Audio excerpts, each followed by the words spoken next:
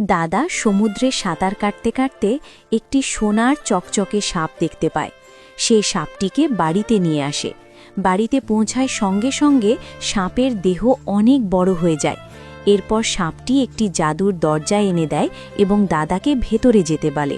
দাদা দরজার ভেতরে ঢুকতেই চারদিকে শুধু সোনা, দানা, হীরা, মুক্তা আর জহরত দেখতে পায়। এই সব কিছু এই শয়তান দাদি দেখে ফেলে। দাদা সেখান থেকে অল্প কিছু ধন সম্পদ তার সাথে নিয়ে আসে এবং এই গর্ভবতী মেয়েটুকে সব কিছু দিয়ে দেয়। সুযোগ বুঝে দাদি সাপটিকে বন্দি দ্রুত তার বাড়িতে নিয়ে যায় এবং বলে, আমাকেও জাদুর দরজা দেখাও, না হলে তোমাকে মেরে ফেলব।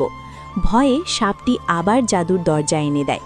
দাদি ভেতরে ঢুকে চারদিকে এত সোনা মণিমুক্তা দেখে অবাক হয়ে যায়।